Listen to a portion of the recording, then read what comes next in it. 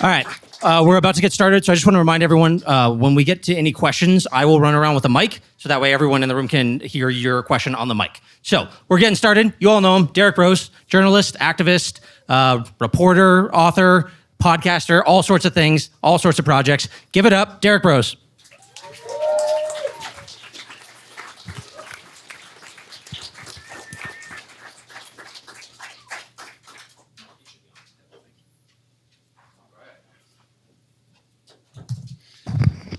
How's everybody doing? Yeah, make some noise for yourselves for being here on a Wednesday night. I appreciate that very much. So, a couple of things. I'd like to, if it's okay with everybody, and you can say no, it's fine too. I'd like to briefly do just a real short, and I mean like 2 to 3 minutes, grounding meditation just to start things off, if that's okay with everybody.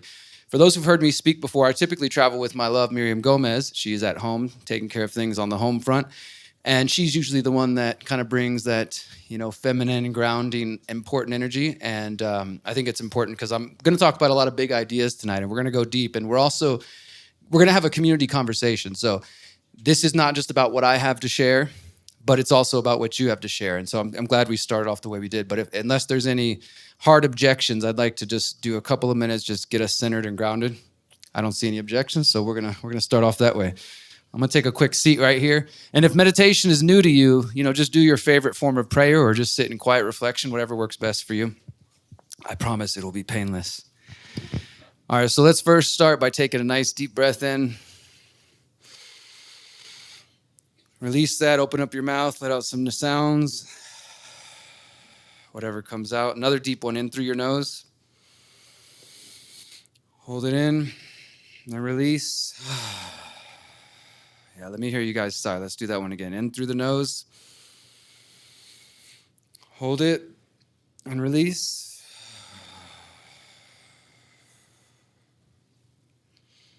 I know many of you have come from an hour or more away. Some of you just got off from work, came here to be with us. Some of you have been dealing with family, all kinds of other stressors, and I appreciate that, and I recognize that, and I give gratitude for you to make time and space to be here with me tonight and be here with everybody else. I want to invite you just to continue to take in these deep breaths. Let's do another one in through the nose. Release. Let's just let that rhythm keep going. I'm going to share a couple of thoughts with you. Everything I'm going to share tonight is all coming from a place of love. If anything I say offends anybody, triggers you, I invite you to sit with it, not to reach for the door, not to immediately leave, to just see why or where that's coming from. I come with the best intentions to help us grow as beautiful, powerful, free people. I don't come here claiming to have all the answers. I have some ideas, and I know you have some beautiful ideas. And I know that together we can come together, we can co-create the world that many of us are after. And I also want to invite you guys all to, at least for the next couple hours, throw away any labels that you attach to yourself, that you might attach to other people in this room. I'm not here representing any political party. If you are, that's fine, but that's not what tonight's about. We're not here to judge anybody based on their personal medical choices, their voting habits, things like that. I think everybody who has come here tonight has come in a good way, with a good heart, with good intentions. And so let's focus on that. Let's take a nice another deep breath in through the nose and out.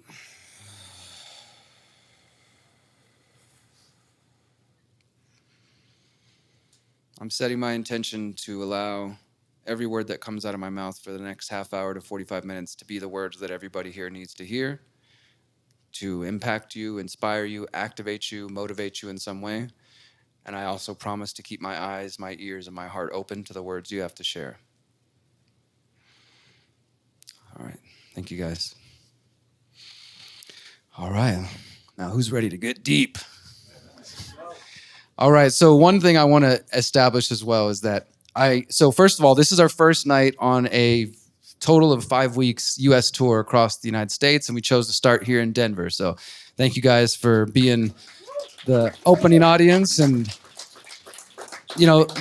logistically, Denver just made sense, but also for me, every time I've done events in Denver, you guys are always very receptive. I'm seeing a lot of old friends and meeting new friends, and so I'm really grateful to be here. I want to shout out a few people here. Charlie Robinson with Macroaggressions podcast. Thank you, Charlie, for being here with us. If you don't know Charlie's work, check out Charlie's work.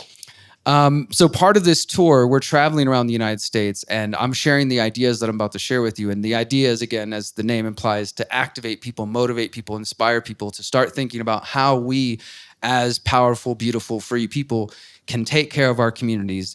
Whatever your opinion on government, my personal belief is that government is not going to save us, and that instead of sitting around waiting for insert your favorite politician to save us, we should start looking to each other. We should start building community networks, mutual aid, and seeing how we can support each other. A big part of that when we travel is not only doing these evening events, but also doing what we call community action days. So this afternoon we were at the tell me the name again? Cook Park Community Garden. And I want to shout out my sister, Mia, back there. Mia, raise your hand, please, or stand if you like. This lovely lady was the lead at the garden day. And shout out to everybody who joined us there. We had about, I think, 10 people show up, and it really means a lot. And so the reason I want to share about that, why we do that, for me, it's important that when I'm coming to whatever city I'm in, that yes, I have some ideas to share, but this isn't just about me and hey, look at me, I've got all the answers. I also want to make sure that every city I'm visiting, that we're contributing in some way. So some of the cities we're going to be doing community garden days. Some of the cities we're going to be doing beach cleanups. We're going to be doing houseless work, outreach, things like that. That's important to me and it matters. And also for me, it is very much a part of the message. For those of you who know my work, you know that I'm someone that believes that it's possible for human beings to thrive and prosper without government being necessary. But it's not enough to just believe that theoretically, philosophically. How do you teach people that? You lead by example. You take care of your own community. If you want to tell people, hey, I think we don't need this violent, immoral institution, and they're going to have questions, well, what do we do in this case? Well, you lead by example and you show them, well, this is how we're going to take care of our communities. We're going to take care of our own food supply. We're going to take care of our neighbors. So that's not just sort of a sort of unimportant component of the tour. To me, it's just as important as the information I'm sharing tonight. So I want to invite anybody who is local in this area or reasonably close to connect with Mia tonight and to go visit the community garden. Go put in an hour this weekend or a couple of hours. We were there for what, 3-4 hours at most? I mean, some of that we were just chilling and hanging and talking out. But a few of us came together, and in an afternoon, we helped remake some beds for them. It wasn't revolutionary work, or it doesn't appear to be. Maybe it actually was. Maybe that's where the real work's happening, actually in the soil, in the ground, right? You ever think about that? And we had this lovely gentleman right here up front, the next generation. What's up? Yeah, I'm calling you out. Joining us there, hanging out, teaching me some jujitsu. And so that's just as important to me. So as we talk about tonight, for those who are aware of what I call exit and build, you're going to hear me reference the importance of food and not being dependent on the mainstream food production systems. And also for our brothers and sisters who do live in areas that are food deserts, where they don't have access to good, clean food or healthy food, the way you fix that is you build more food. You build more local resiliency, more local decentralized food production. And so the work that Mia and her community and others around this city are doing is absolutely vital. And I just want to invite you guys to support them and get involved however you can. So again, I know that there's people here who, well, let's start off with a couple of questions. This is always fun. Who here has heard me speak before, who has no idea who I am and got dragged here by a friend or something to that degree? It's okay. It's all right. I won't be offended. Great. Okay. Your wife dragged you here? Is that what happened? Okay, cool. Thanks for being here. I appreciate it. I'll try to keep it entertaining at least, if not informative. All right. So when I go into different rooms, I never assume that we're all on the same page. So I heard a few people earlier saying we, and I'm not calling anybody out. But I also know that in this beautiful, look around this room, the reflections of the diversity of humanity here, skin color, backgrounds, languages, histories. I think that's an amazing thing. I love that, right? So I'm not coming into this room assuming that we are all, insert your favorite label, that we were all on the same page. I understand that there's going to be diversity of opinions. And as I said during that brief meditation, whether you're somebody who's a voter, this party, that party, you can set that aside for tonight. I won't laugh at you. I'm just being mean. It's being silly. Because none of that really matters tonight. What we're here tonight is to focus on solutions. And so if you don't know my work, it's perfectly okay. It's probably even better that you have no idea who I am. Maybe your mind will be more open to that. But the purpose of this tour, the reason I'm doing this activation tour, which is my first tour in 5 years, is because I don't know if any of you guys feel this way, but it seems like the world is not headed in a direction that many of us would like to leave to the next generation. You know, and I see we have another beautiful baby back there, and I want to make it clear, everything that I'm doing, and I think many of you are doing, is for them. It's not just for us, it's for the coming generations. And in our indigenous communities, we're taught to think about the 7 generations and beyond. Not only about the things that we're doing today, the seeds that we're planting today, and how it's going to affect me and my children and my grandchildren, but the ones coming well beyond that, the people that we will never meet. I want you to soak this in for a moment. Those who are not even here today, who are not even born yet, are 100% depending on us. The world that they will be born into, whether that world is a world that still values individual liberty and mutual aid and privacy and bodily autonomy, that world will be decided by what we do or do not do, right? So what we do today and what we do after today absolutely matters for those coming after us. And so the reason I'm doing this tour, and this is the first tour I've done in 5 years, as I said, is because last time when I toured, it was October 2021. Does anybody remember October 21? And again, I know there probably might even be in this room a diversity of opinions of how that experience went. For myself, and just as an example, has anybody heard the term COVID 1984? That's kind of how I refer to that time period because, again, whatever your beliefs, you can go, and I have this in my books, documented in many, many articles, myself and other people have reported on, different parts of the world treated COVID-19, whatever you want to call it, as a complete opportunity to act totalitarian and tyrannical. People being locked in their homes, people being fired from certain jobs, people, children being put in bubbles, people, just all the insanity that many of us remember, people being put on ankle monitors for violating, contact tracing, quarantines, all sorts of different things. And I chose to leave the US in March of 2020 to move to Mexico. Not necessarily because of COVID, it was sort of already in the plans, but ultimately it was part of my exit and build journey. And when Miriam and I decided we wanted to tour the United States, it was because we saw everything that was going on with COVID. Some of you remember the term vaccine passports or immunity passports. Now that is something that we would probably call just digital IDs. So at that time, we were traveling the country and kind of saying, hey, my friends, if you're concerned with the way the world is going, maybe it's time to get involved in your local community. Maybe it's time to stop trusting politicians. Maybe we should start looking to our own backyards and seeing how we can build that better world, right? And I'm sad to say that none of those agendas have gone away. Is everybody, we're on the same page of that? People who are concerned about so-called vaccine passports will know those have evolved to different forms of digital ID. And to those in the room who might be hearing this and wondering, well, why are these crazy people concerned about digital IDs? I don't understand. I thought this was like part of the technological world we're moving into. Because we understand that digital IDs as well as state-run digital currencies like stable coins and central bank digital currencies are ways to socially engineer behavior from the population. And what I mean by that is, if you are saying something the government doesn't like on the internet, or if you are donating to the wrong people, like we saw during the Canadian trucker protests, your accounts can be turned off. You can be blackballed from society, basically. And the more integrated the society gets, the easier that will be. And so, for example, yesterday I flew in from Mexico, and I was probably the only person in the line saying no to the facial recognition from the TSA and from the Customs Service. So, those of us who've been opting out for years from the body scanners, now you got to add opting out to the facial recognition. And the masses have already been conditioned because of COVID to stand where those feet thing and just do this, right?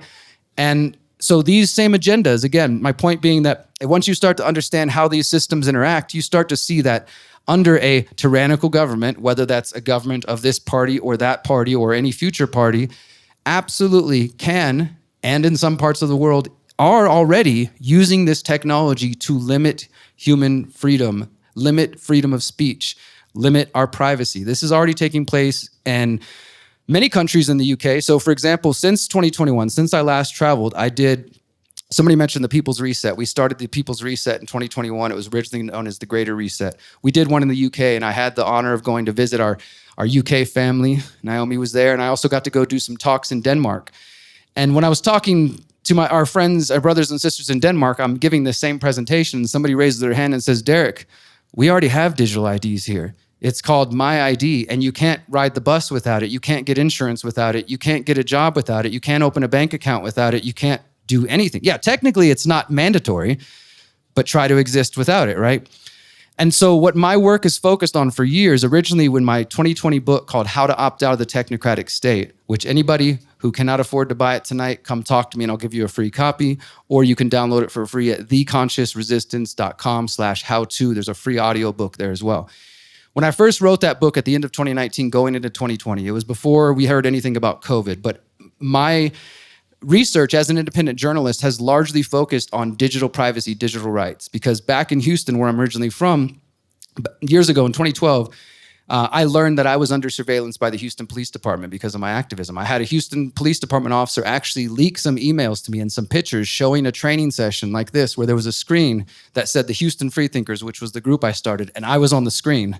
And this officer said, we had to attend a training session where they were describing you and the other leaders of the Freethinkers, and they described you guys as a militant group. But when I looked you up, all you guys were doing were building community gardens and hosting benefit shows and like.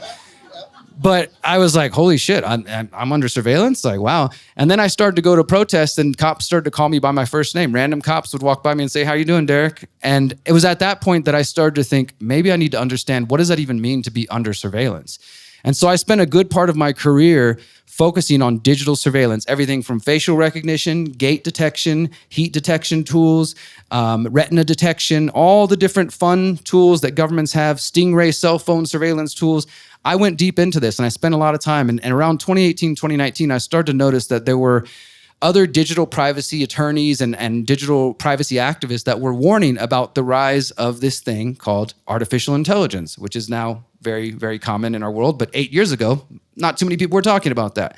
And they were specifically saying, though, that the combination of AI with things like facial recognition technology poses a great threat to the future freedom for people around the world, not just in the United States. And so when I wrote that book, it was sort of a call to action of like, hey guys, the world is very rapidly moving in this dangerous direction. And what do people like us who value liberty and privacy? And you know, it's funny, whenever I give these talks, sometimes people will be like, well, I don't have anything to hide, you know? And then if it's anybody ever tells you that, if they're like, well, if you're not doing anything wrong, you know, whatever, that's that common refrain. Ask them to hand you their phone.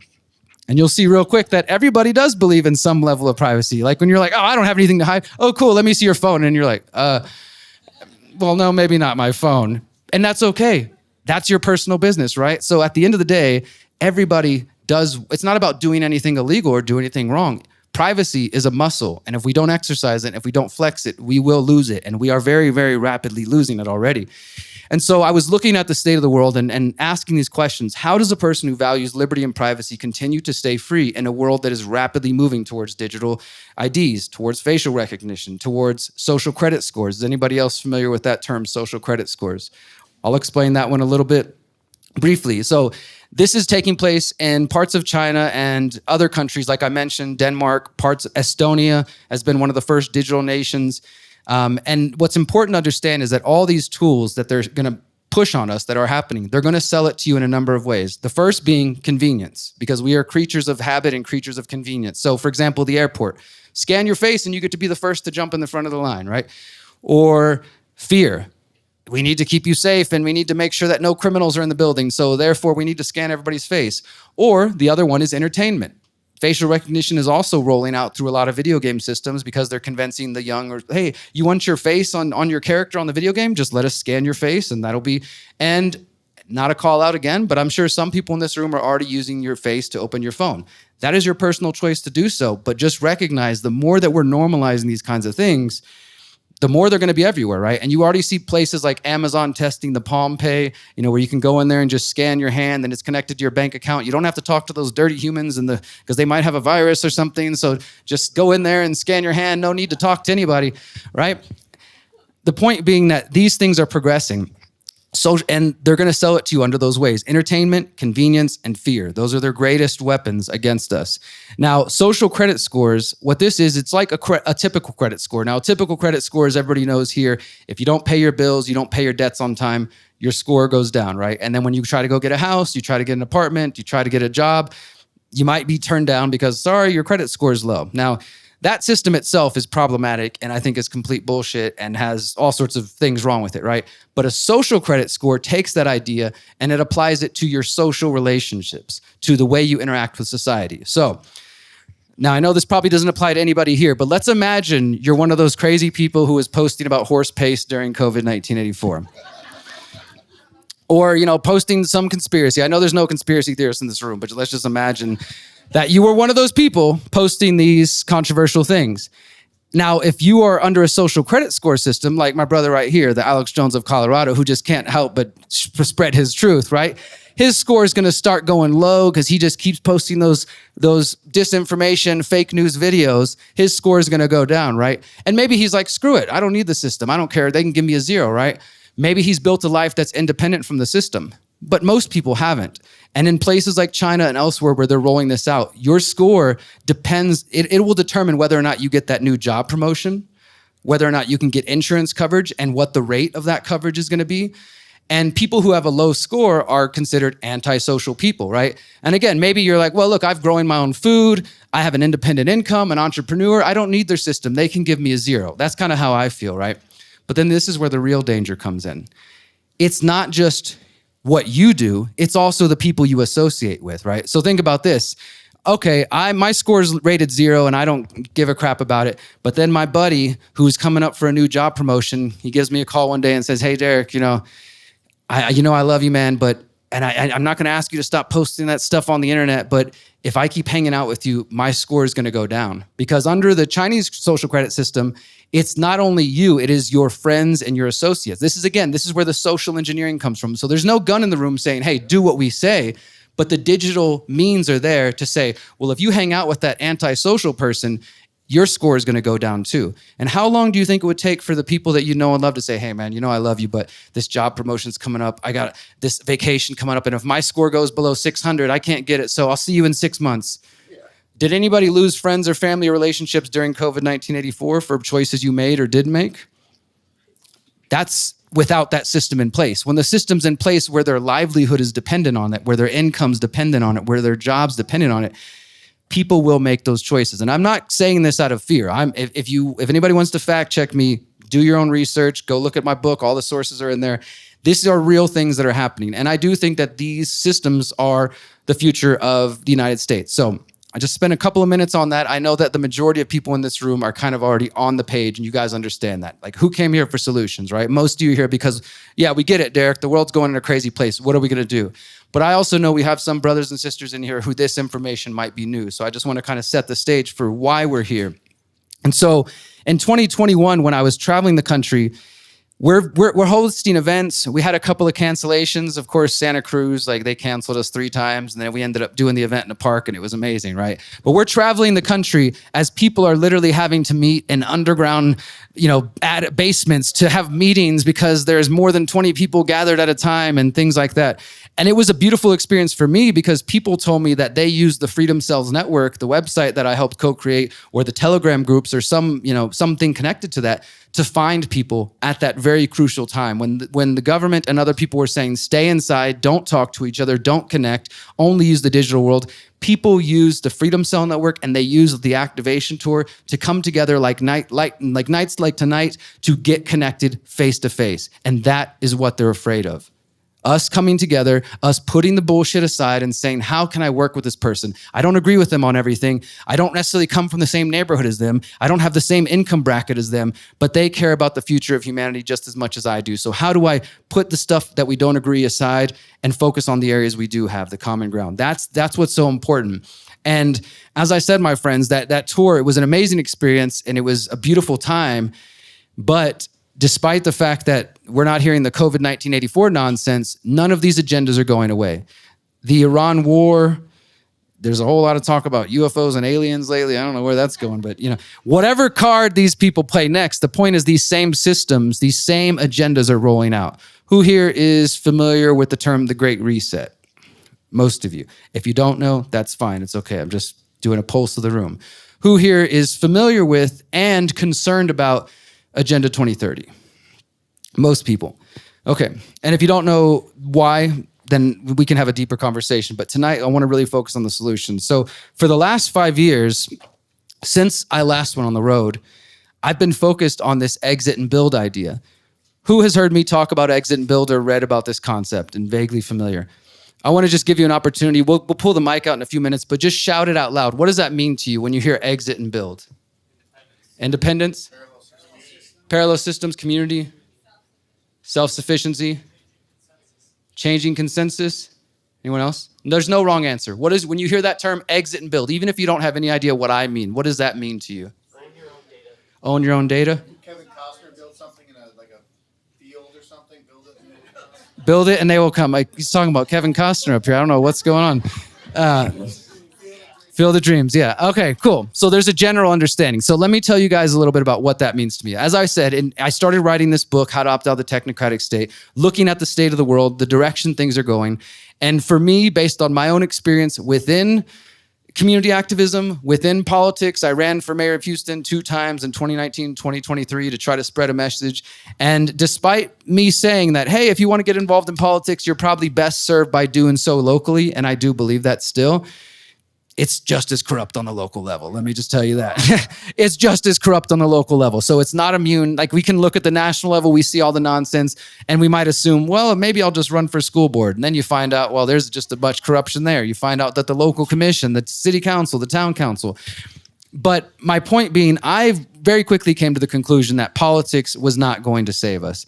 And that I think, in my mind at least, the real answer is to focus on building the parallel systems of the future. Now, if you are a voting person, that's okay. What I'm saying tonight doesn't have to be a one or the other. If you're going to vote in November, great. I won't hold it against you. If you're going to vote in 2028, great. I won't hold it against you. I wouldn't put all your hope and faith in those people, and I would definitely have a backup plan. But I encourage you to don't just think that they're going to come save you, right? So you can still go vote and do what I'm talking about. I'm not trying to come out here and say this is the one only way or anything like that. But for me, I very quickly realized that politics was not getting me the results that I wanted. And that I had better results when I got involved in my community, when I got connected with people like you, when I started thinking about, okay, I'm concerned about the glyphosate in the food. I'm concerned about the poison in the food supply. I'm concerned about this. Well, rather than just lobbying the government and waiting 10 years for them to lie to me and, go out and promise things and then not do it, how about I just get involved in my own local food supply? How about, whether you're a meat eater or vegan or anything in between, get as close to your local food supply. Contribute at community gardens like people like Mia are doing and others. That's essentially the tact that I take. It's essentially like taking this idea of voting with your dollar. Everybody understands that, right? Like, you don't like McDonald's and the things they support, stop eating at McDonald's. You don't like Monsanto, stop buying Roundup. You use your dollar and you make sure that it only goes to the companies, the businesses, the individuals that actually align with your values. Now, what if we took that idea and we went beyond just the economy and we applied it to our food? We applied it to our healthcare. We applied it to our education. We applied it to our digital technology. And we started saying, I'm going to take a conscious stand to attempt, and not saying it's easy, but attempt to limit my involvement with these different systems that do not align with my values and principles, right? That's the message that I talk about. It's exit and build. Exit from systems that don't align with your values and principles and focus on building new systems, parallel systems outside of the mainstream that do align with your values. Is this going to happen overnight? Not at all. Is it going to happen next year? Probably not. This is a generational, multi-generational change that I believe. And I think that's the only real way to make change. We've been lied throughout our lives and told that if you push a button every 2 to 4 years and you outsource your power and give it away to this person, they're going to go do something for you magical and they're going to fix the world. How's that working out for everybody? Hasn't been working out too great from what I can see. And so instead of doing that, instead of relying on other people, we vote with our actions. So that's the way I vote. I don't vote in rigged selections. I vote with my actions in my community, and I try to lead by example. That's what Exit and Build is about. So it's about identifying the systems that don't align with your values and trying to pull yourself out of those systems and build new ones, and or supporting those who are building those new systems. And I'll explain that more in a moment. Exit and Build also has to do with physical location. Did anybody make a move during COVID 1984? From one place that felt crazy to you to a different city or a different state? That is an example of exit build in terms of physical location. Like I said, I moved from Texas, and Texas is great in a lot of ways. It's very backwards in a lot of other ways too. I moved to Texas to Mexico. That's not to say exit and build means everybody needs to move to Mexico. It's just that's what works for me. For some people, exit and build meant getting out of California and going to Texas or Florida or going to Idaho or getting out of New York and coming. That's exit and build. You look around and you say, this place has lost its mind. I don't think this is the place I want to raise my kids. I don't think this is the place that is going to give me long-term liberty and privacy. But over there, they seem to be having a community already established. There's already people working on cool projects and things. Let me go over there and contribute my gifts and my skills, right? And other people, I talk about this in the book too. I just call it hold down the fort. Other people might say, you know what? Even though my hometown has lost its mind, I'm going to be the light in that darkness. I'm going to hold down. Does anybody feel that way where you're like, I'm not leaving. They're going to have to drag me out of here. I'm going to be the voice of reason and freedom in my community. That's an important role too. We don't all need to move to one location and think that we're going to build a better world. We need these ideas to thrive everywhere, in every country, in every nation around the world. So that's sort of the way I talk about exit and build. It can relate to your physical location, but most of the time when I'm speaking about it, I'm talking about how we interact with these different systems and how we can pull ourselves from those systems. Does that make sense to everybody? Cool. So now we're on the same page. I do want to mention just a couple more examples to give you guys a little more background on that. And then I'm going to share with you what I've been doing the last 5 years and how I've been living this message and, you know, proudly share some progress. Things have grown in the last 5 years. It's been a beautiful, chaotic 5 years. My brother Manish back there, raise your hand, brother. Brother back there. Somebody talked to me earlier. They were trying to get laced up on crypto. That was the man to talk to you. Or if you got tech problems, go see that. I'm signing you up for, I'm putting you out there. The reason I mention that is so one of the biggest areas that we face when it comes to exit and build is digital tools. Does anybody feel like digital tools are a challenge for you? You know, whether that means your basic phone or you keep hearing about these privacy messengers, but you don't know how to download it right. I get it. There's no judgment here. The technology is an absolutely vital part of the exit and build strategy. Now, when I talk about exiting and building new systems, I'm not a coder. I'm not a developer. I'm not a software developer. I don't know how to do any of that stuff. But I have awesome friends like Manish and others. If you know the above phone, Hakeem Anwar, and other really talented people who are the ones building that new infrastructure. So when I say exit and build new systems and or support those who are building new systems, that's what I mean. Like there might be a certain skill, like maybe you're somebody who says, look, I don't have a green thumb. Well, great, go work with Mia. Contribute your skills in that way, or go to your local farmer and buy your produce or your whatever your diet is from them, because there's so many good people doing good work that simply do not survive because they don't have the support. Whether that's digital tools, whether that's your local farmer just struggling, just trying to make it, that's got the good, clean food you want, but they don't have anybody to sell it because nobody's showing up. We need to support the people who are building these new systems. And so the technology side is an important piece of the puzzle. We'll talk more about that in a moment. The one I want to focus on for just a second is the economy side, the finances, because we all have to use money in this world to survive. I know some of us have found ways to navigate that, myself included. I personally haven't used a bank account since 2008, and that does not make life very easy. As you can imagine, there's a lot of challenges. I also have a couple other strikes against me. I have a 20-year-old felony. I don't talk to certain government agencies. And so last time I tried to go apply for a house in Houston, first thing came up is my 20-year-old felony. Okay, there's one strike against me. And then they're like, okay, can we see your bank account and tax history? And I'm like, I don't have that, you know. And as far as they're concerned, I don't exist. I'm not a person, because those are the things that this system has taught us make you a civilized person. You know, when you meet somebody, part of it is just a layer of trust, like, okay, you're an upstanding person, you have a bank account, right? But what does that really mean? It doesn't really tell you anything about a person. Now, the other thing is these banks, the big banks, name some banks. Bank of America, Wells Fargo, JP Morgan. HSBC, involved in drug trafficking, child trafficking. Bank of America robbed the American people in 2008. JP Morgan Chase helped Jeffrey Epstein launder his money for his victims. Why is your money in these people's systems? Why is your money in these accounts? We could go on, right? And this, again, I'm not here to call anybody out. This is a moment of reflection. Think about that. If we want to live in line with our values and principles, it's important that we actually look at, well, am I? I have these ideas that I hold up in my head and that I aspire to. And of course, we live in an imperfect world. This is not easy. But you could tomorrow go withdraw your money from that big bank that does not care about you and is responsible for all kinds of horrible things. And you could go support the local small credit union or the small bank. Not to say that those are perfect either. This is a process that we take. You're not going to go from completely plugged into the system, $30,000 worth of student debt, credit card debt, et cetera, to completely out of the matrix overnight.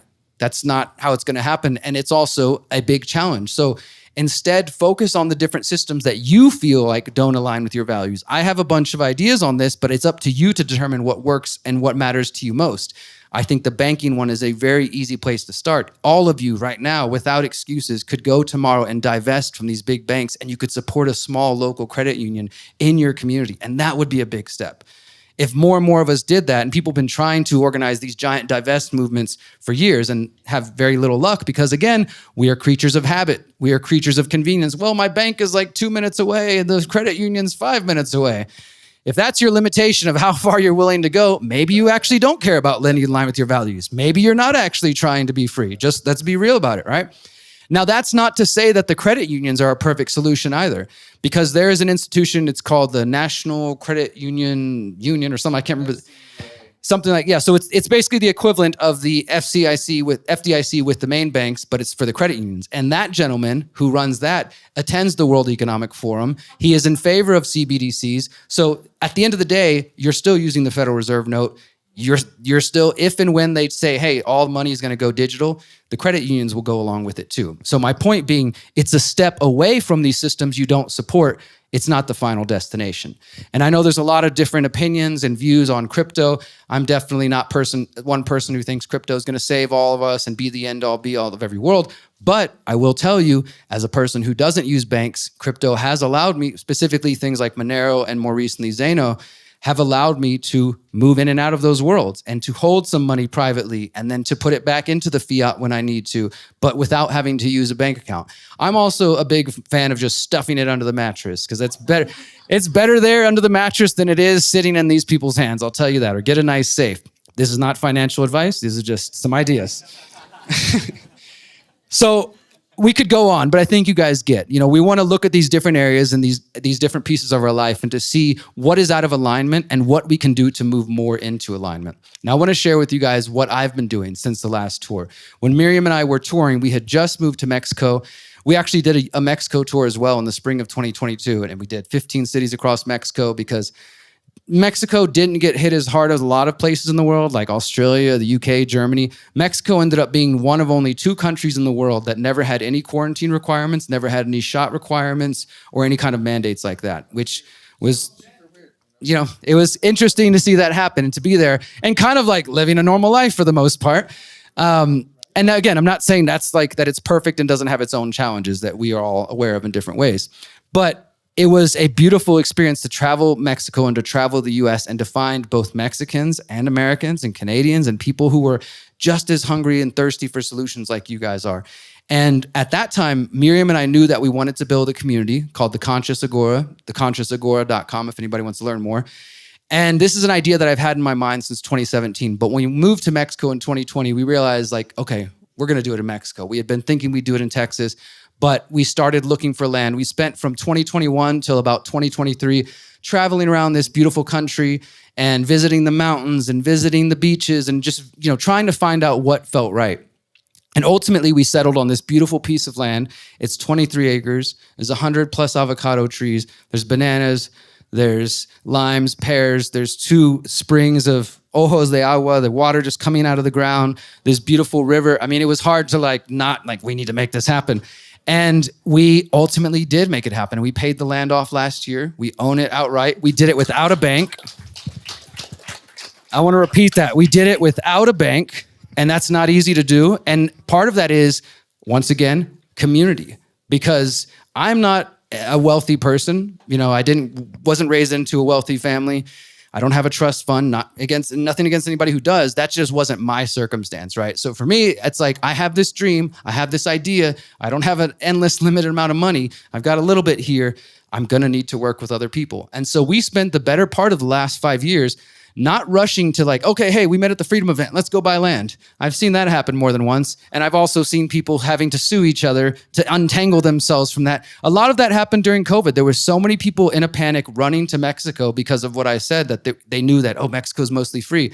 So people were showing up, and unfortunately, scammers are out there, and they'll say, oh yeah, I'm building a project over here. Just send me your money, and I'll let you know once we get the land. And we saw a lot of bad stuff happen. We took it slow and steady. We spent the last 5 years working with a group that started out about 500 people from around the world who were interested. Miriam and I put together a questionnaire of what is your specific vision? What are your financial resources? What skills do you have to offer? All this kind of things. We sent it out. We got about 200 responses. We narrowed that down to 50 people. And in September 2020, we started having these bi-weekly calls. From 2020 to 2023, it naturally went from 50 people, and I mean households, so some are families, some are individuals, so 50 households to 43, to 23. Each time we got more clear on our vision of what exactly we were trying to build, some people left because maybe it didn't align with their vision. And there's nothing wrong with that. We want people to find the community that works for them, and we want to build the community that works for us. In the end, by 2023, it was 4 households. It was 4 households of us who'd been through, we've been through some stuff together now, and now we have a very clear vision of what we're trying to build.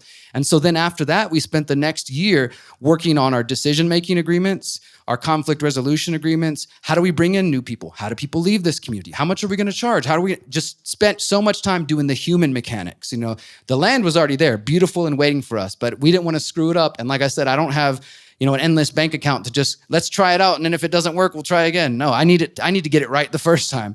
So we spent the last 5 years really developing that process. And then in 2024, we kind of opened the door up and said, all right, who's interested? And we started vetting new people. Since then, we've added 4 new households. We're about to add our latest one. So we're at 7 households so far. We've got one more family that we've been vetting for about 8 months now, and they're probably going to join. And then we're going to pause for a little bit. We'll see what the future holds. And we recently built a compost toilet. When I go home from this, we're going to be building our first building on our property. In January, we all picked our home sites. We all got to come to the land together and yes, this is my piece of the earth that I'm going to steward and take care of. And man, for any of you who have had that experience, and I don't even mean owning land so much as just connecting to the land, whatever you think of this word, to me, that's connecting to God. That's that's the real stuff. This is the piece of the earth that I'm going to love, that I'm going to tend to, that I'm going to make sure that can be an example, of how we can live on this planet. And we have our principles. Number 1, we believe in individual liberty, bodily autonomy, and everything that springs from that, which means that you are a powerful, beautiful, free person, and you have the right to live your life as you choose, so long as you're not impeding on my right to live as I choose. And if we can come to that common agreement, we can do some beautiful things from there. We also believe in permaculture principles. Our 3rd foundational principle is what we generally just call mindfulness, which just means it's not like, hey, everybody must meditate 10 hours a week or something like that. It just means that we're looking for people who are emotionally intelligent, emotionally mature, who want to continue to grow, no matter what your age is. Because I'm 41, Miriam's 33, so we have from 33 to early 70s in our community. We have a multi-generational community of Mexicans, Canadians, and Americans. And it has taken so many meetings, so many discussions, so many times of are we going to fail at this? Or should we just give up? And every time we take one of those steps forward and we get to pick our own home site, we get to hold a workshop, we get to bring friends there, we're picking just freaking endless bags of avocados. I've never ate more guacamole in my life than ever. And we're going to be starting an avocado oil business soon. We've got big visions. And my point is to say, when I'm sharing these ideas with you, I'm not just talking out, the side of my mouth. I'm practicing these things. I've seen the fruit of this labor, not only in my own life, but in other people. In my book, and if you follow me on social media, you'll see me share. And we're about to open up the dialogue, and I want to hear from you guys. I've heard from so many people who've taken these concepts and they've applied them to their own life, and they've been adaptable, because that's another important thing. If you take anything away from tonight, remember to be adaptable, because the world is very quickly changing. We saw that during COVID. Some people are like, oh no, if I want to stay free, I need to change jobs. I need to move to a different city, a different state. That's being adaptable. Don't be rigid. The world is moving quick and fast. And if you want to be able to thrive in it, and I want you to thrive, not just survive, you need to be adaptable. You need to be open to change. And that can be tough, because we love stability and we love what we're used to. We love our routine and our habits. But if we want to remain free and keep this idea of liberty alive for the coming generations, we need to be flexible, adaptable. And so it's been a beautiful 5 years since I've gone on a road trip like this and a tour. I've been in Mexico building what we're building. I've seen this concept of exit and build, which started from my book, spread around the internet and around elsewhere. I've heard other people use that term, and all of that is a very humbling thing to sort of have, or even free themselves. heard freedom cells, that concept or that idea, or even used it, right? So to have that idea begin as something in my mind and other friends' minds, and then see it play out in the real world, and more importantly, actually help people, that is a beautiful thing. And it shows me that there is a proof of concept, that these ideas do work. Again, I don't claim to have all the answers, but I know that we are not going to get anywhere continuing to bang our head against that wall, trusting lying politicians and thinking that they're going to save us. Whether they come from this side or that side, they are all liars. Can we at least agree on that? They are all liars. So what I'd like to do now is we sort of segue to this next part of my talk. Now that I've shared some of my journey and what I've been working on, I want to share with you guys the responses I got. So everybody who registered through the link that I sent out, which is through High Events, it's just an open source platform I found, because I heard you said you got taken off of Meetup. Yeah, so it's important to find other systems like that. And every stop we've been going to, I've been asking the question, who here registered and saw the questions? It was asking like, what do you want to get out of tonight? What are your exit and build goals and challenges? And if you guys are okay, I'd like to read those answers to you so we can get an understanding of what our brothers and sisters in this room are looking for. And then we're going to turn this into a dialogue. Now that I've shared my piece, most importantly, I want to hear from you guys, and I want us all to discuss how we can support each other. 1 second. Okay, so the question I asked was, what are you most concerned about in the world? And then also, what are your biggest exit and build challenges? So here's some of the answers that I got. War, inflation, collapse. Community and thoughtful solutions. That's what they're hoping to get. I need help getting started finding community nearby that I can trust and be a part of. Very concerned with the rapid acceleration for the end phases of the digital control grid. I'd love to meet Derrick and get new ideas and meet people in our area. Find a tribe. Hey. Hear, exit, and build strategies and connect with other like-minded people. Freedom, health freedom, digital privacy, connecting with like-minded peeps. Making it through the economic collapse. The government overreach. Ways to separate myself from their claws. Education, knowledge, and courage. Food society. Network with like-minded people. Tips for bypassing the effects of the financial reset. Pathways to building a small off-grid community. Digital prison, I want info and local connections. Climate change, accountability, justice, plans for the future, AI, hope. I'm most distracted by collective dependence on extractive systems and the anxiety that lacking, let me read that full answer, that one sounds important. The anxiety, does anybody ever feel anxiety with the state of the world? Never? Yeah, I know, we're all just chilling, aren't we? And that the anxiety that lacking enough money can bring up. I'm hoping to meet more people who may be aligned and looking to expand my perspective by listening to other viewpoints other than my own. All politicians are corrupt and no one is coming to save us. How do I save my family? And I could go on, but this just gives you a sample of sort of where the mindset is and what people, wow, you guys give a lot of awesome answers. Is it okay if I read a few more? Yeah. Okay, so we did the politicians are corrupt. We're all on the same page. How to secure financial transactions, community connection in Colorado, and nurturing those I've already connected with. That is what is most important tonight. I'm going to wrap up here shortly. I want to make sure everybody who came here tonight, make a new friend, connect to somebody in your area. Somebody needs to start passing around an email list and make sure that you guys all stay connected. Don't let tonight be the end. The point of me doing these tours, yes, you guys know me on the internet, so you want to come out and meet me. That's awesome. I love you. I appreciate you. Thanks for buying my books and shirts. But what matters most is that when I leave tomorrow to go to Albuquerque, that the activation doesn't end, that you guys meet again next week or plan the next meetup. Who's going to organize that? Somebody's got to step up. Be the leaders in your community. Don't wait around just for the next time I come back in 5 years, because in 5 years, it's going to be past 2030, and who knows what things are going to look like. So like I said, the reason I'm taking 5 weeks away from my comfortable home in Mexico and the beautiful weather and my many, many avocado trees is because I believe we're at a crucial point in humanity's history again. And I'm hoping to say, hey guys, look, if you haven't got the message, it's time to get to work. Let's start doing something. I don't have all the answers, but you've got some ideas. Let's work together. Learn, share, and exchange information and connect with community. AI, digital currency, more government overreach and policing, and environmental and economic impact on our health, rights, and liberty. The fact that we are sleepwalking into a system of total surveillance. I'm looking forward to meeting like-minded people.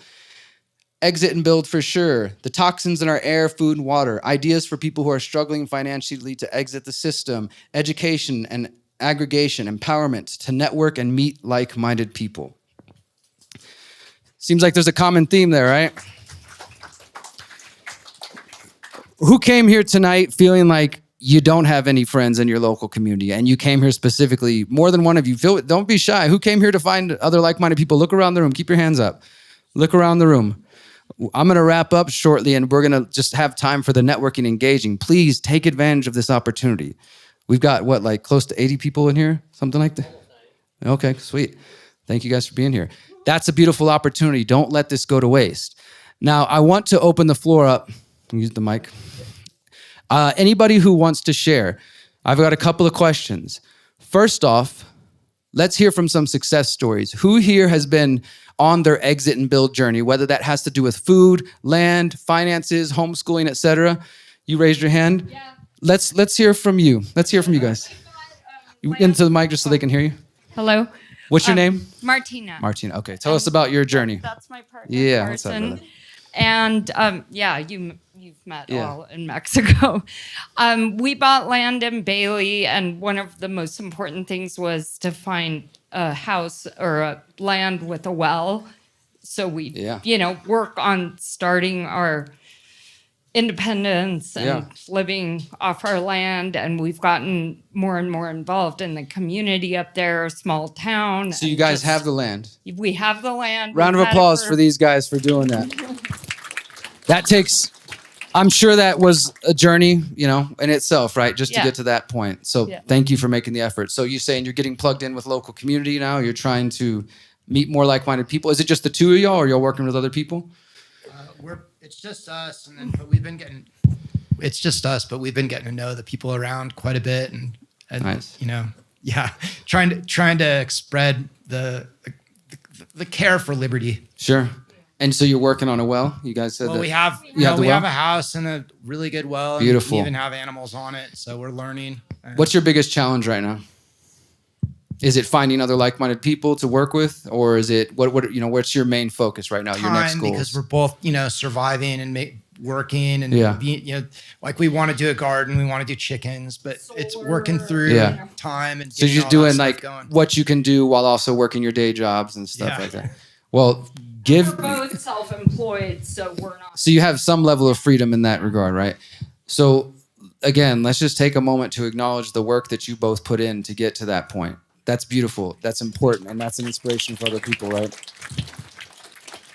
We had some other hands go up. Again, we're going to get into the challenges, but let's hear from people who are having some successes right now. This brother in the back. What's your name, brother? Michael Alcazar. Michael, tell us about your situation. What's your journey like right now? So I'm right in the middle of completing my certification in sustainability. I'm a master permaculturist and educator. Yeah. I will be doing at the Community College of Denver permaculture design course in the fall. Working through the negotiation for that. We currently got 57 acres in Bennett, Colorado. Wow. And working with Noir Farms. It's an Afrocentric farm right now to make a multicultural approach. Beautiful. And I will be working on 2 acres of that land over this summer, putting a rural sustainability lab together to showcase what it is to live off the grid and thrive. Wow, that's amazing. Let's stay with you for a second, brother. How can people get involved if they want to connect with you, learn from you, et cetera? Do you offer those? I know you're going to try to do this course, but outside of that, is there any information you have online or ways people can connect with you? Yeah, my company is In Action Brokerage. We are trying to do a carbon sequestration model of data tracking growth over time, where people can invest in people in other parts of the world to advance their ecological system and watch that model grow over time. And that's In Action Brokerage. In Action Brokerage? Yeah, 2 separate words, Gotcha. Which puts us in action. And you can find me online on Facebook or at the Community College of Denver. I will also be teaching workshops this summer in permaculture, traditional ecological knowledge, and financial permaculture. It's my hope to do a few workshops in that. So That's beautiful. Yep. Thank you for your work, brother. Thank you, guys. There was another hand back here somewhere?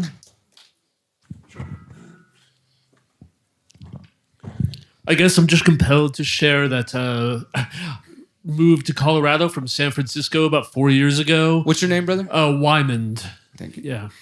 And got a few acres of land up in Berthoud, Colorado.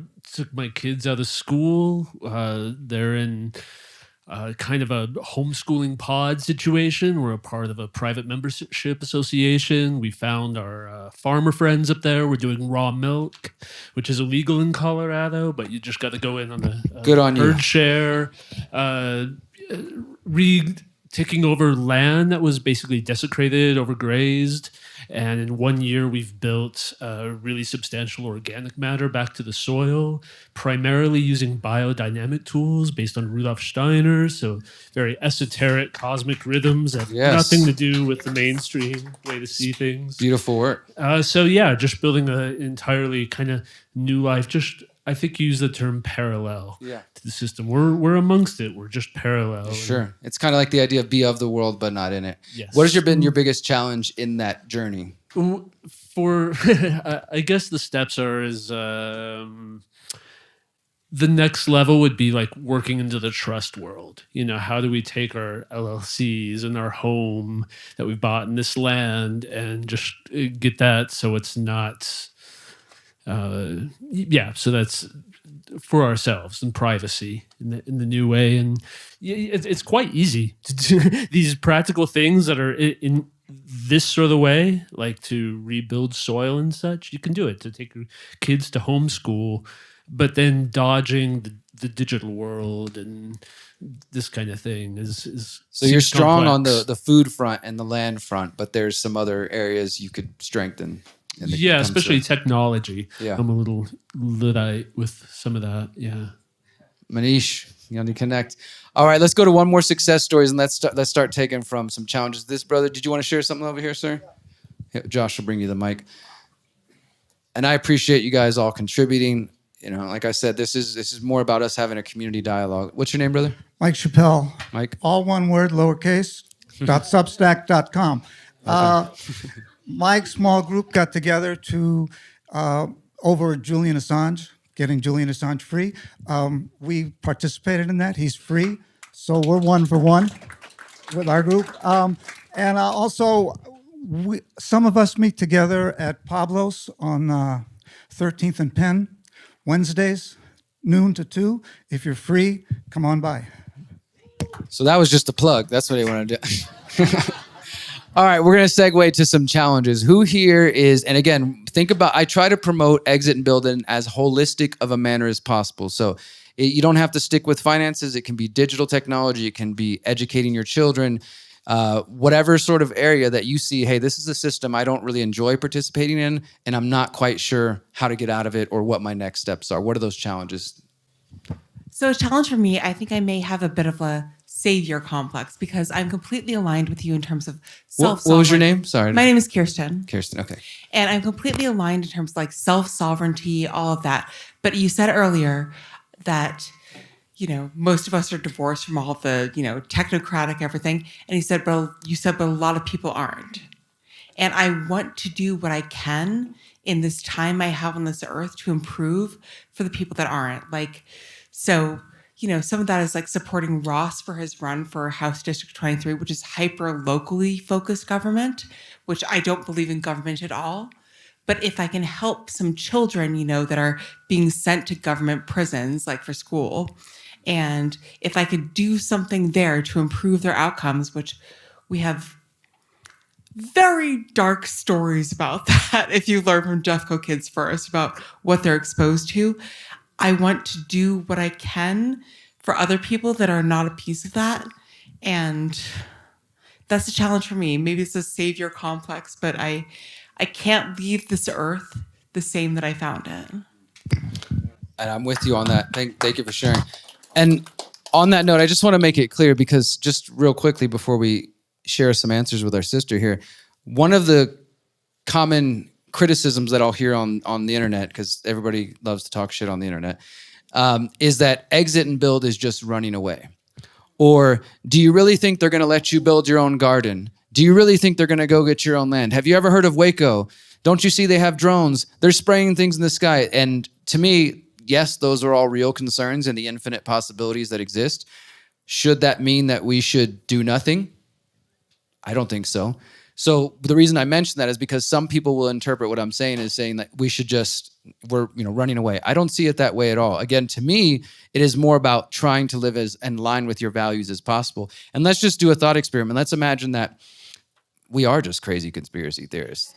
And we've just been imagining this. And we found out tomorrow, you know what? I was totally wrong. None of this stuff is going on. Oops, I built a permaculture paradise. Okay. My life is better. I'm eating healthy food. Like I'm raising my kids.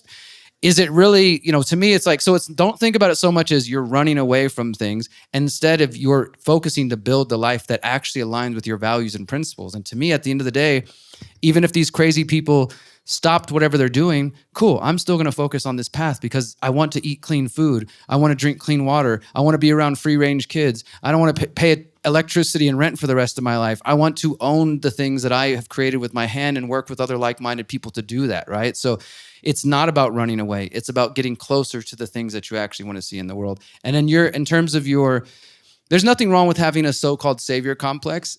I think maybe each of us, there's a way that it can be detrimental for sure, where you're not taking care of home base. But I probably have a little bit of that too. I'm traveling the country right now trying to get people to do something. So, this is sort of my way of doing that. So I empathize with that. I would just encourage you to lead by example as much as possible. If you feel like the best way to do that is to support this candidate you were mentioning or other things in your community, do that. Do that which enriches your soul and your spirit and your heart. That's when you know you're on the right path. Yeah. So let's, just to make it clear, I want to hear from some challenges. Anybody who's having challenges in your exit and build journey, whatever particular area. Let's hear about those struggles. Go ahead, brother. What was your name first? Logan. Logan. So one of the things is just a lot. I love everything you've been talking about. For me, it's a bit more like than I can chew to bite off in terms of multi-person permaculture setup, stuff like that. So what I've been trying to do for the past few months is organize a monthly bar night for the local wizard community that I am a part of. And just Wizards got to be free too, right? Yes. And just finding a centrally located bar and getting people's schedule to line up and getting people to care enough to say, yeah, I think we should do that. We should all show up to this has just been more difficult than I ever realized it could ever be. And I just... Herding cats. Yeah. Yeah. So let me speak to that. Again, at any point, if anybody has an answer to any of our brothers and sisters, feel free to respond. But so I started hosting activist meetings in Houston back in 2010. And between 2010 to 2018, I lived in 3 activist houses. This was my daily life. We had monthly meetings, documentary screenings, community gardening, house shows, all this stuff. And sometimes those meetings had 100 people in them, and there was so much energy in the room and so much excitement. And sometimes there was 5 or 6 of us. The energy ebbs and flows through time. People get busy. People outgrow caring about the world. I mean, as weird as it sounds, people just whatever, that was a phase in my life. Now I'm going to move on to other things. It is difficult to keep ourselves motivated, let alone constantly trying to motivate other people. And I don't think there is a perfect solution. The one thing I will say is it sounds like you're already kind of on the right path. So you found, like you said, a local bar, a place. You're making it kind of social, right? So people aren't like, oh God, a boring meeting. Why would I want to come to that? Find a way to combine the action-oriented, hey guys, we do have a purpose. So for 30 minutes to an hour, we're going to talk about business. We're going to make some plans for whatever we want to do this month. And then there's going to be social hour and everybody can just talk and hang out. That's one thing that I found, and you got to do it in that order. If you do the socializing first, you never get to the meeting. So because people just want to talk all night, which we have a crowd. Again, the reality is that many people, maybe even some of you here, are living lives that in your day-to-day work, your relationships, you don't necessarily feel like you can be your true self and express your true opinions. So when we come together, we have a lot to share. And that's beautiful. Socializing, the social aspect is important. But after a while, when you're hosting your wizard meetings, if people start showing up and they're like, this is the 4th monthly meeting and nothing's happening, we're just kind of sitting around, people stop showing up. So you have to kind of give it that purpose, that mission, as well as the social fun aspect of it. And my advice would just be consistent, brother. Just keep going. Don't let yourself be discouraged. If you get 2 people show up, those are your core people. Those are the people that really give a shit. And at the same time, when it comes to activist groups, you might be in a group like this. There's 90 people here tonight, right? But maybe only 10 people here would be seriously motivated to be the ones to organize the next meeting. Find the other activators like yourself who are the ones who really want to get shit done. And the other people will come along. They'll show up when you say, here's the time, here's the place, here's the action, here's the thing to do. But they might not be the, the movers and shakers like you seem to be, brother. So don't give up, man.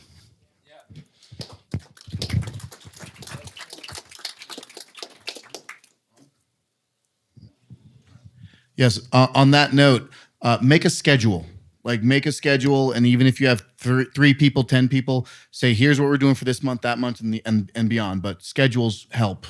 But as a person who has made a garden in my suburban backyard, as a person who works a service industry job, who lives the drone, tries to 6 years now making my hot sauce, trying to step out. My struggle is. On top of that, I'm a single father. So raise your hand if you have a child under the age of 18 here. Anyone? Raise your hand up. Keep your hand up if you are a single parent raising that child under 18.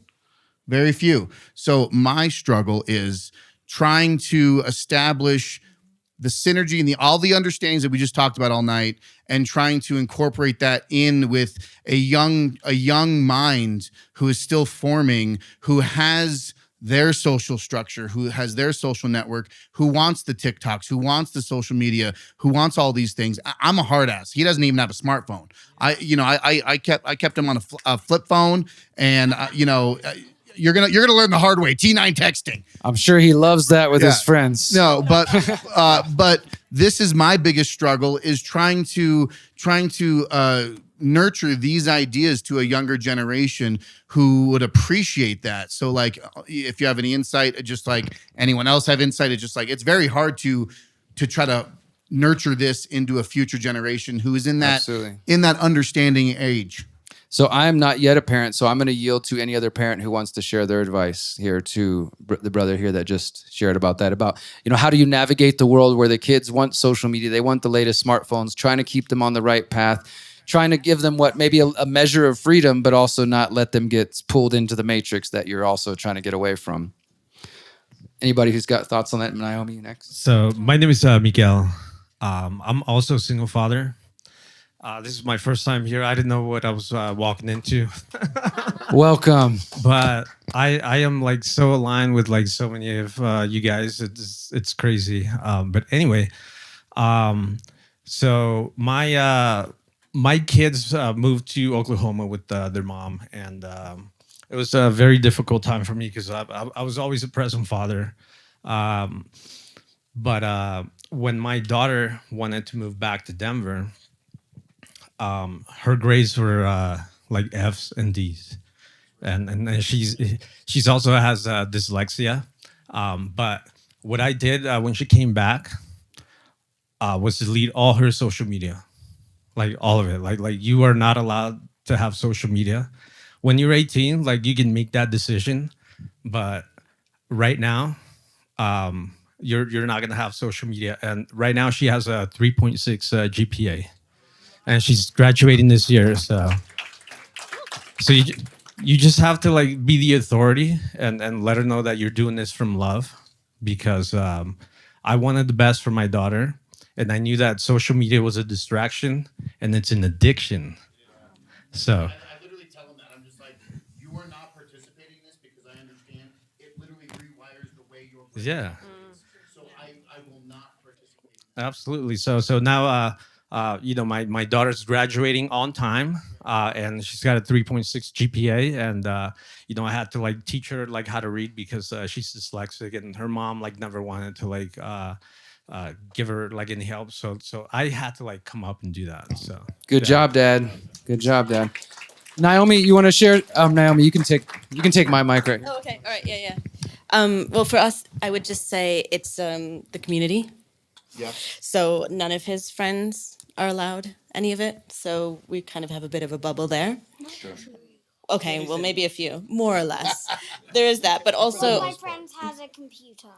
Oh, he has a computer. Okay. Computers are okay. But then also with social media, I mean, he sees how I've only been on it for a year, and it is so addicting. Mm-hmm. And so I've had to put apps on, and he keeps track of that for me as well. So he's just exposed to the other view. It does take. You know what I mean?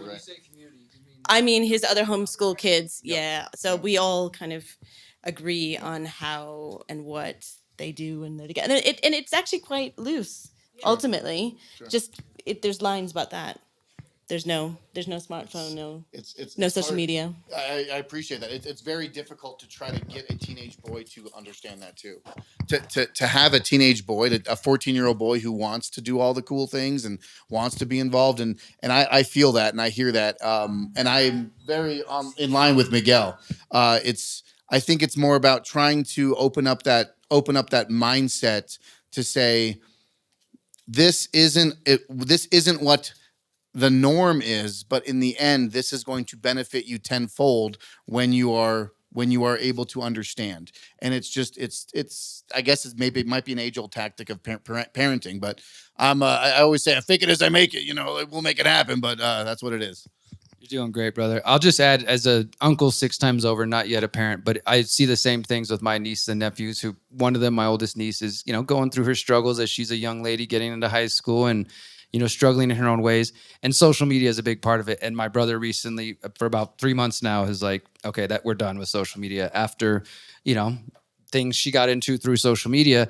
And we've all noticed a noticeable difference, like in her awareness, her being present, like with the family, not just trying to lock herself away, which again, as a teenager, I was the same thing. I would just want to go in my room, listen to my music. You guys suck, whatever. So I get it, but then there is a huge difference. And as all of us who grew up prior to social media, or at least we had the before, we remember the before and then the after, it's a very addictive thing. And so I would tell my niece, I'm like, baby, I know it's hard for you to understand, and I sound old saying this, but this was only 10 years ago. If Uncle Derrick, as somebody who's involved in social media, is fighting my own addiction as an adult, we don't know what it's going to do to your brain. You guys, and like just telling her, you guys are the experiment. None of us really know what it is impacting your brains.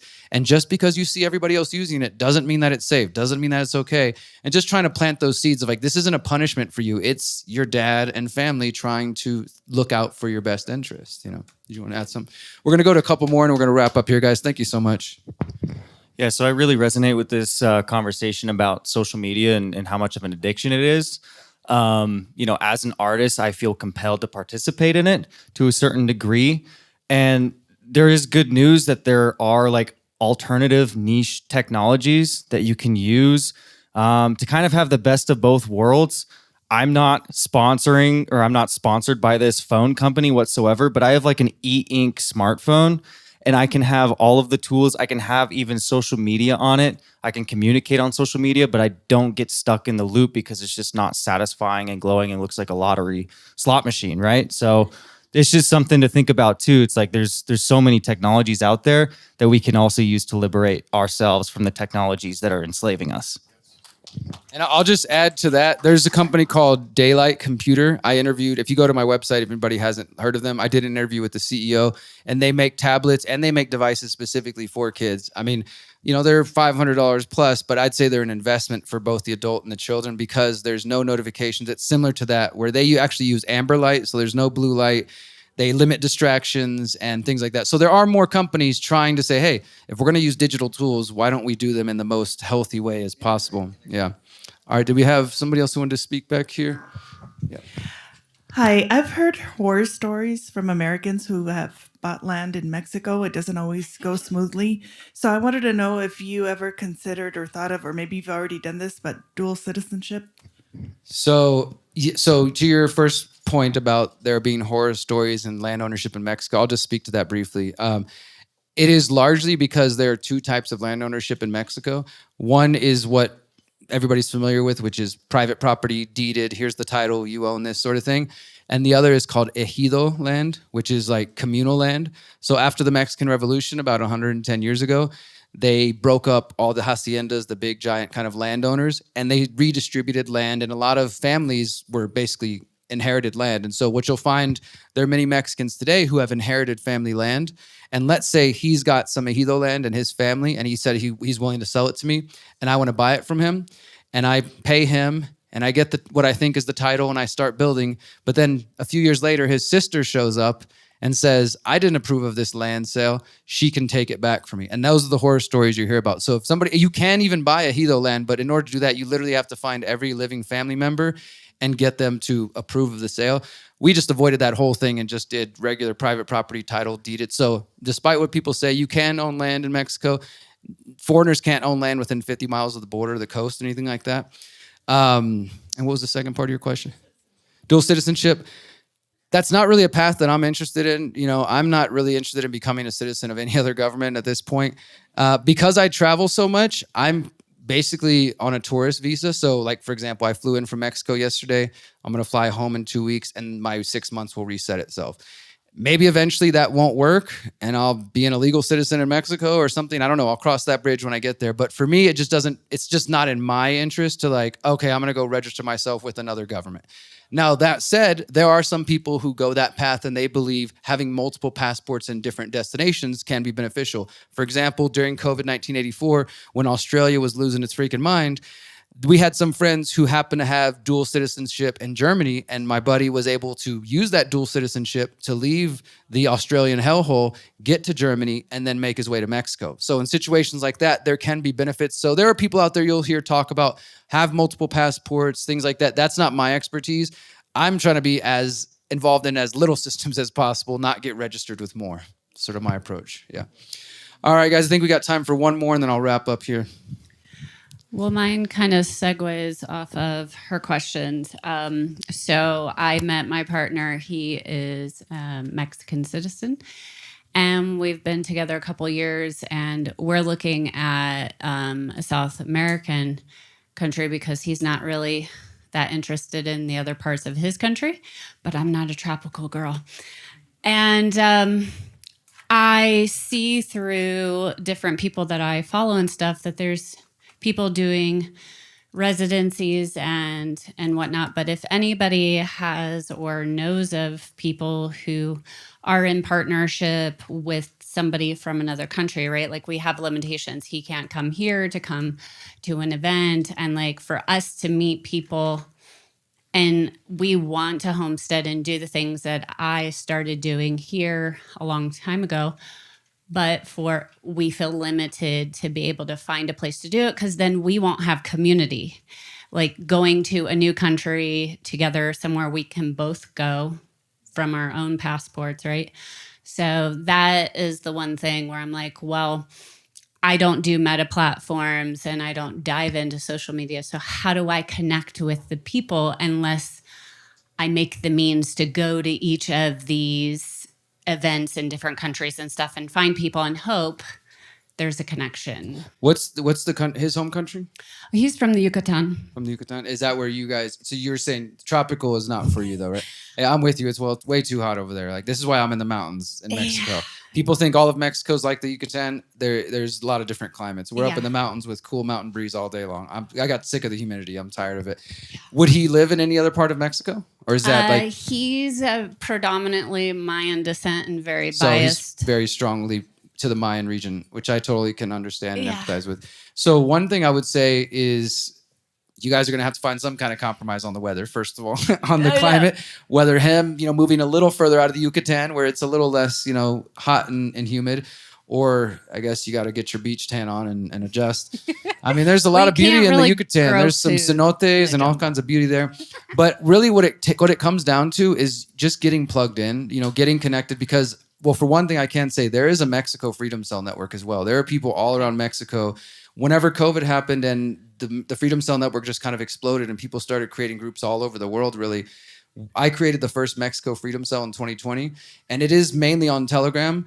So even if you have to kind of bite the bullet and join a little social media, at least for the moment, then once you make your connections, you can kind of leave the digital stuff behind and you do the face-to-face thing. But obviously the digital tools can be useful in that way so that you first at least find the like-minded people and then leave it behind and start focusing on. So I do know people in Playa and other parts of the Yucatan as well that if you want to connect, I can send you some links that it might be a good start at least to just plug in. And these people, they have monthly meetups and things like that. And some of them are more action-oriented. Some of them just want to hang out and do the social thing. But you'll find the right people. Let's talk afterwards. Guys, I really appreciate you all being here with me tonight. It really means the world to fly in from Mexico yesterday and to show up here. I want to give, again, a special shout out to Mia and the community garden and everybody who showed out there. I also want to shout out My brother Ethan in the back of the room. Ethan's going to be traveling with me for the next 2 weeks around the country, and he's helping out with the tour. Thank you for that, brother. And of course, all of you guys, because, if we were just sitting here talking to ourselves, it wouldn't be as fun. So thank you for showing up tonight and being here. The night's not over. I'm about to wrap up. My brother right here, Soul Disciple, is going to play some music. If you guys want, I'll perform a couple of my tunes. We'll be back there signing some books and shirts and hanging out and enjoying the evening. My final message to you, my brothers and sisters, is again, if anything I've said tonight has resonated with you, focus on that piece of the puzzle. Find a like mind tonight. Don't walk out of this room without making a new connection. Push past your fears, push past your insecurities, push past that part of yourself that's saying, I need to get out of this room as soon as he's done because I'm too nervous to talk to somebody and I got anxious feelings. Push past that. You're worth it. You deserve to make real connections. These young ones deserve us to bust our asses and do every single thing that we can possibly do to leave behind a better world, because it's not just about us. It's about the coming 7 generations and beyond. And I personally know that this is why I'm here on this planet. And I believe that there's a reason that we're all connecting here tonight, and that each of you have a role to play in a piece of the puzzle. Whatever is in the future for us, hantavirus, aliens, Iran war, inflation, we're about to go to California and gas is $9. Like whatever may be in our future, we can and will thrive through it. But we're gonna need each other, and we're gonna need to come together and stand together. Thank you guys so much for being here tonight.